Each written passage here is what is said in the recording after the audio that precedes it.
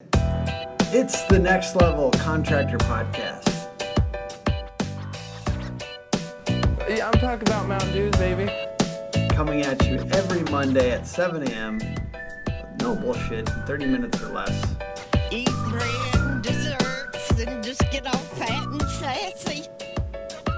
And we're helping small businesses and construction companies be more profitable with better leads and better systems. We'll do it live.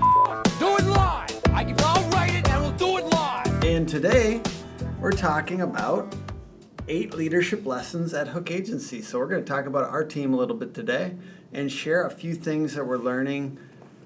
I don't think we are in any way, shape, or form leadership experts. However, every small business hits a lot of the same snags, and there's different kind of predictable phases that you go through, I think, as small businesses. And we're hitting that kind of 12 to 15 person range where you have to have leadership. You have to have more than just one person kind of pushing the boat along. And so these are the other people pushing the boat along. Yeah. Hello. Hello. And we're trying to figure out how to be kind of more naturally motivated as a team, so it's not just the leadership pushing. And I'm going to let Bia ask some questions related to this. She's going to go back and forth, and then she's going to also share some of her thoughts. Mm-hmm. So I guess my first question's for Tim, and this probably started from the number one hire, which was me. And basically, how and why do you hire for aptitude and attitude, not just hard skills? Yeah, I think this was intended to be a differentiating feature of our team. I saw that other agencies would go out and hire 3 really well-seasoned, long-time marketers, and they often didn't care, it seemed to me, as much about those people's character or, integrity, and they didn't seem to care that much about if those people were like really hard workers. So I'd see a lot of people go out and hire for hard skills, meaning technical skills. They're really good at like PPC ads or something. They're well known for being really good at something. And I guess it comes down to my belief that I think you can teach stuff. Mm-hmm. And the fact that I guess also I just have this ridiculous confidence that I can help teach people. And I like teaching people. And I think it's really fun to watch people progress as professionals. So I actually believe that if you're not hiring for soft skills and you're sitting there hiring for just super technical skills, you're actually setting yourself up for failure. Now, this is a kamikaze move. This is a bet that we made as an agency, and I'm not positive that it's going to pay off.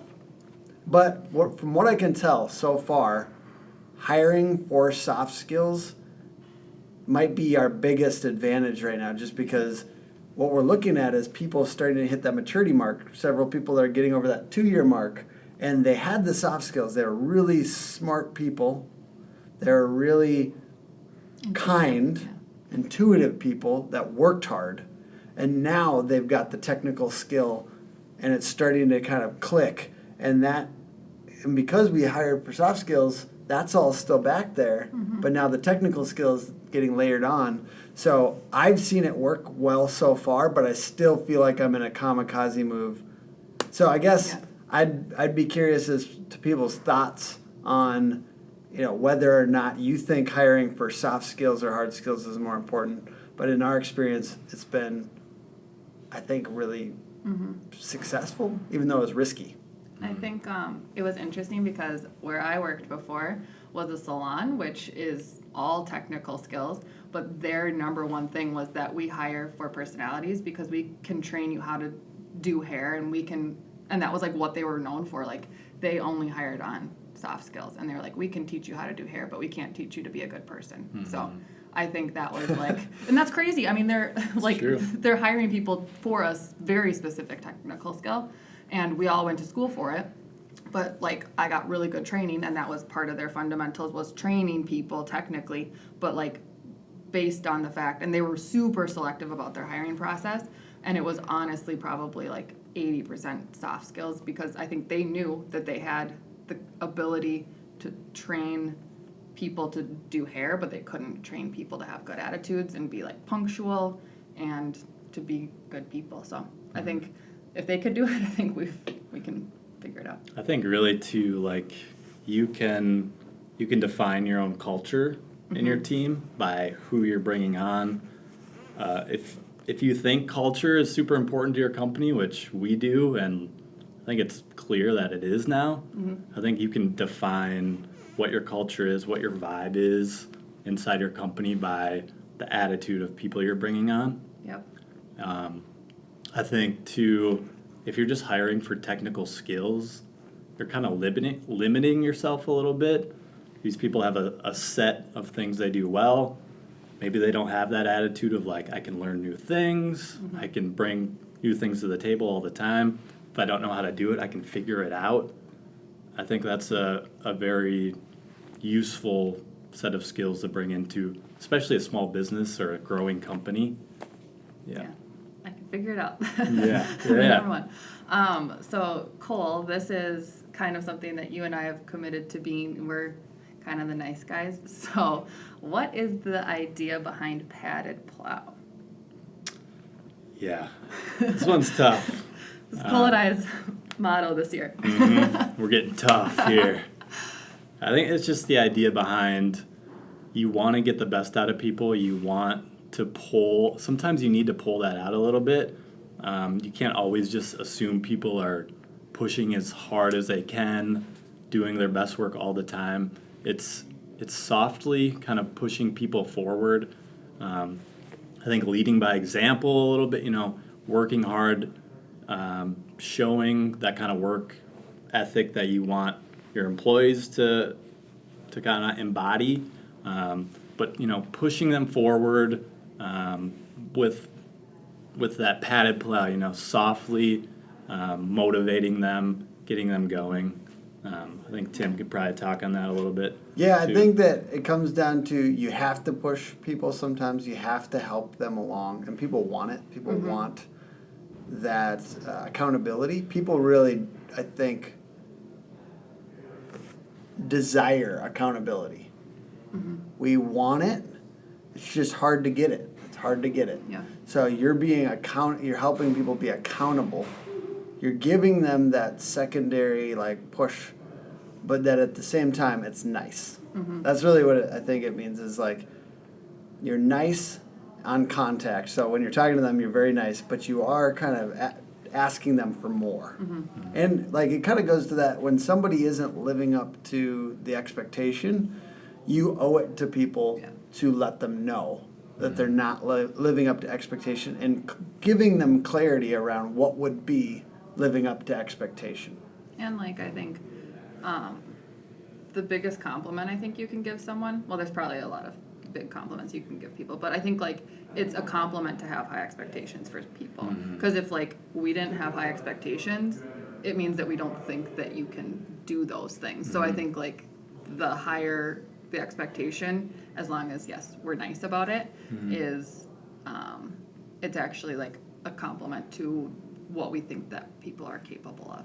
And I think sometimes if you're not pushing somebody, if you're not trying to pull more out of them, you're doing them a disservice. Yeah. They could be better right now than they are if you would have held them accountable.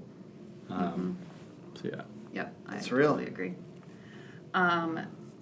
So my next question is for Tim. How do we create an environment that is naturally motivating? See, that's a good question. I'm trying How to do create, we're trying to do that. Let's figure it out right here. The easiest way to think about this, I think, is just we made a choice to be in a nicer office, and that I think is more motivating for employees. That wasn't necessarily for me, because if I was really, I am a person interested in profit. I am a person interested in, as an owner, getting paid for the risk and the hard work of being an owner. But at the same time, it's super important that we have a spot that people want to come to work. So office is the obvious answer. Secondary is, do they have freedom and autonomy? And then are we also helping them set them up so that they're doing stuff that they're passionate about. And I think that comes down to making sure that we try to watch who we hire and like that they're actually interested in doing this work. Because if we hire somebody, I actually want them to be naturally motivated in their work because they're going to do better work. Yeah. So it comes down to the filtering and then also just teasing that out of people, reminding them of, hey, I think you can both do hard work that's useful to people and enjoy what you're doing. Mm-hmm. And if you're not currently enjoying it, how can we help you enjoy it more by kind of within what's useful to our clients and what's going to make them money? Can we help you do more of the stuff that you actually like to do? So I think we do one-on-ones every week with employees, and are they doing stuff that they're passionate about, and asking them that on a regular basis and asking them how we can help them do more that they enjoy. And I guess that's just something that I insist on. I insist on people trying to enjoy their work. Mm-hmm. It's just too much time. 40 hours a week. It's just too much fucking time to waste. And so I'm not saying you gotta love it all the time, but I'm saying if you can take one step towards enjoying your work more this week, then let's try to do that. I'm going to try to do that this week. I'm going to try to figure out a way to enjoy my work a little bit more this week. And I think that there is wiggle room and there is opportunity for people to find that, even if they're, an employee and they have specific work they got to get done. Just find ways to do that. And I think we give a little bit of leeway as far as like we hire early and we make sure to do it so that they have extra time. To have 20% of their time to do courses or whatever else. I think too, like, people get very direct, like, everyone is really connected to the results, so like when you're winning you can see it very clearly. Like our SEOs, they look at the numbers and they can like talk to the clients about those wins. And if you're in design, you're really connected to it. So I think having that small team of like, hey, we're actually producing these results and I can get excited about this on a regular basis, that helps. I think too, it comes kind of naturally to small businesses and like us, we have a small team, mm-hmm. and your work affects other people's relationships with clients or their work pretty mm-hmm. closely. Like the work I'm doing right now affects the writers, other people in our office. Mm-hmm. I think it goes back to like the culture thing, hiring people with the same attitudes and hiring people we like. I like everyone here, so I don't want to like drop the ball and like have somebody else struggling or hurting because of something I did. Yep.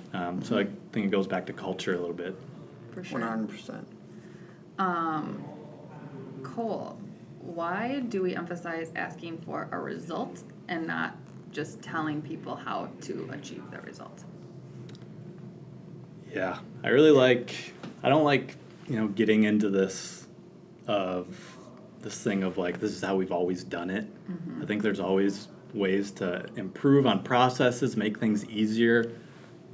There's the old thing of like, find the laziest person and give them a task and they'll find the quickest way to get it done.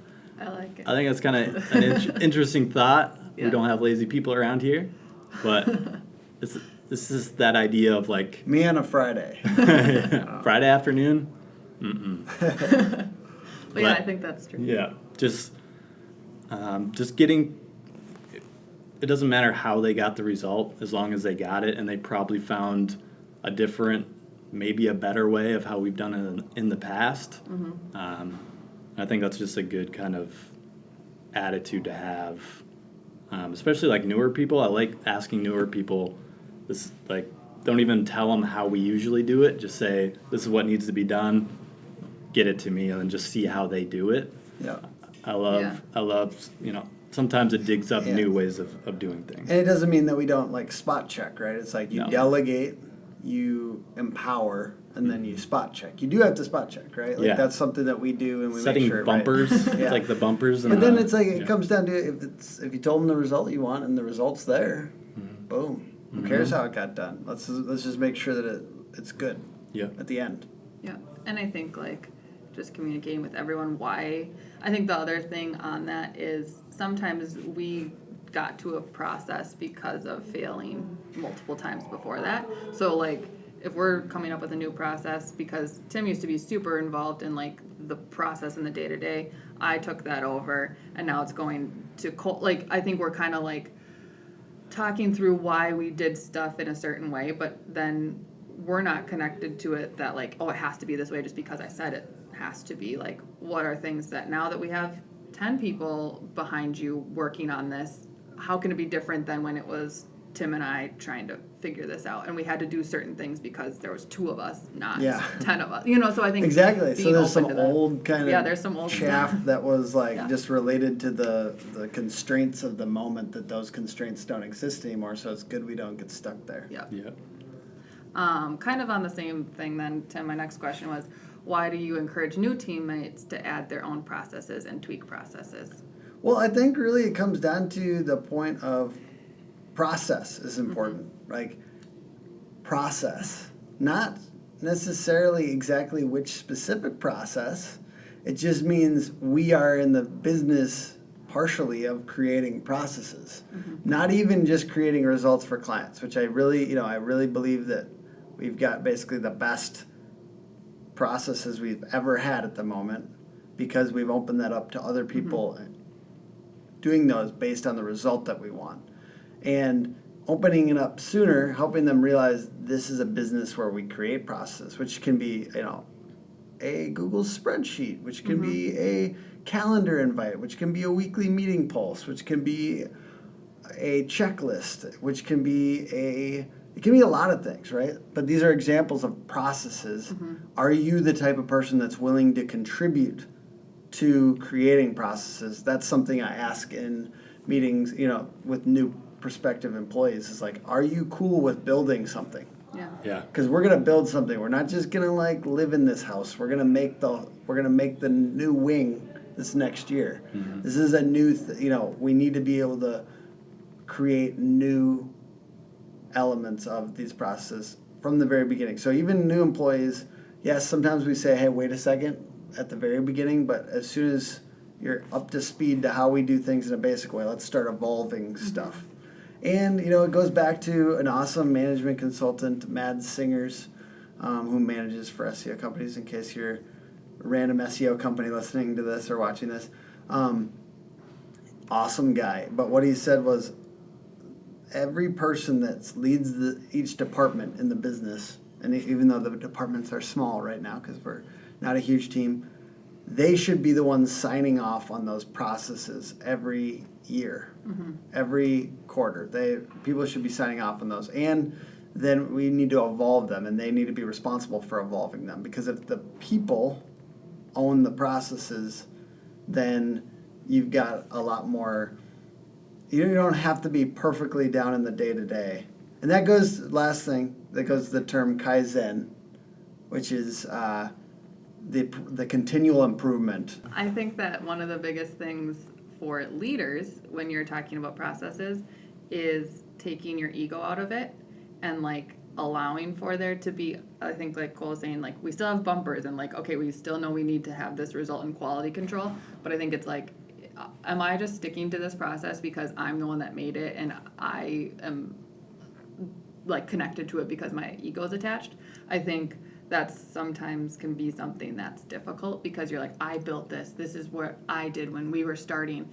And for Are you me, talking directly to me at the no, moment? I'm saying I know that this has happened to me. Like, She's calling me out on my own No. podcast. No, just kidding. That's actually true. I agree. yeah, I think that if we can give a tip to leaders that are trying to do this, I think it's like stepping out of the way and allowing for things to, like to Cole's point of say what the result is that you want, and then allowing things to change because it probably is time, and it's not an ego thing. It's not like a negative against you. It's mostly just like there's a better way because we've got new information. So I think that's an important thing to think about when talking about processes. 1 second. Sorry. Edit this part out. I think we've got 5 more minutes. So coming off of processes, Cole, why do you think it's so important to celebrate wins often? I think it's part of the whole motivation thing. We talked about the padded plow. I had a company I worked at, and my department had this big, like, monumental thing. We had this huge queue that we inherited when we came into the department, and we cleared out the entire queue. First time that's happened in like 5 years, and nothing happened. Nothing happened at all. And it was like just demoralizing. It's like, why we put in extra hours, we worked overtime to like complete this, this personal goal that we had. And yeah, nothing happened, and we never tried it again because like why would we put in the extra effort if we're not getting kind of recognized for this stuff? It was like a big corporation, so that's not that fun in the first place, but There are some big corporations that seem to do things well. yeah. I don't know any particularly. No, I'm just kidding. It is. Can't It's so name any, but- frustrating because you just feel like I'm doing this and I don't get any credit, and like I don't even need like monetary things. It's just like, yay, that was awesome. It's the very least that we can do. Mm-hmm. And it's not that hard. So that kind of goes to my question for Bia. Switching up who's asking the questions for fun here. Do millennials and Gen Z need more encouragement? I think that probably, what's the one right above us, above millennials? Gen X. Gen X and baby boomers probably need the same amount of encouragement. I think now we're just starting to recognize that it's okay that we ask for it and that we say, this matters to us. I think it kind of I think it's a little bit different. Like we've navigated through job markets being really good, job markets being really tight. And I think when the job market was really tight, I think people had to start to understand, hey, like as an employer, if it's really difficult to find employees, that's what I mean. What can we do? How can we celebrate our employees? How can we meet that very bare minimum of like the encouragement? And I think that that's kind of transitioned to being something that we require. I think that sometimes people find that millennials need too much encouragement or congratulations. And I think, who cares? Just do it. I don't know. I'm Yeah. also a person It's not that like, hard. Yeah. It's It's like not that the hard. easiest thing. And I'm a person that I'm like, words of affirmation are difficult for me, but I think it's like, that encourages people. So why can't I, like, why not? It's not like, Yeah, that's what I think of. Like, why not? Why not more encouragement? If you're going to spend 40 hours a week in an environment, why not have a positive, encouraging environment? yeah. I think people think that if they're too encouraging, that people won't realize, their employees won't realize there's a high standard there. Yeah. And but it's funny because you fall into a trap by getting in that mode of, I don't want to give them encouragement because they're still not living up to my expectations here. You're allowed to say when people aren't living up to your expectations. You're just also supposed to say when they exceeded them, Yeah. which people do, and they do more when you tell them they did. Yeah, because I think people want to work, and people work harder for when they know that someone's going to actually give them encouragement. And like, Yeah.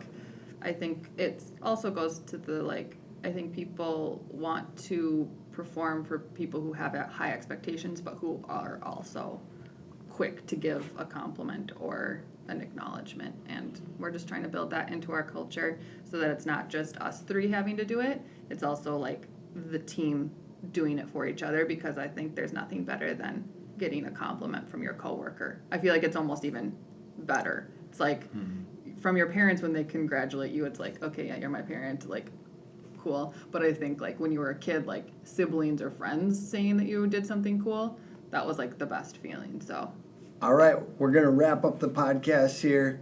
We've got one last question for Cole in a couple sentences. I apologize, but we're wrapping up. How do people react differently when you treat them like adults? I think it's more motivating to be treated like an adult, as in we build into our culture freedom and flexibility of hours worked. Just going back to giving a result, and it doesn't matter when or how, you just get the result done. I think that creates just kind of loyalty. I agree with you on the loyalty thing, because there's an element of when people think that you think of them as an adult, there's just this aspect of other companies don't do that. They Bia's worked for places where they make you sign up for lunch or do crazy stuff like that. It just basically encourages this idea of like, if you can get something over on them, you will, because they've made these weird little pedantic, these little specific rules that are gonna that just make you feel like a child. Mm-hmm. And at the end of the day, you don't feel loyalty to that. You don't feel even goodwill towards that. So you're gonna pull, if you can, you know what I mean? When you get super rules focused, you're gonna figure out how to save those 7 minutes each day. Yeah, exactly. Yeah, I go back to like when I've had jobs with those, tight rules, all these checkups. It's like, what I think of is, why did you hire me if you don't trust me, mm-hmm. and you don't think I'm gonna do the work, get it done? Why did you you hire somebody that you don't trust? Yeah. And respect, I think, are the two biggest things. Like, I think when we treat people like an adult, they respect everyone here. I think respects our company and like respects our clients. So they're naturally motivated to be an adult about it and get things done, even if it means that they have to do stuff a little above and beyond. I think people are just more willing to do that. So that goes that whole like creating an environment that's naturally motivating, which is our goal, which is I think what we're trying to do. Not saying that we've reached this pinnacle of leadership and as a 12-person company going on 20 whatever in the next couple of years here.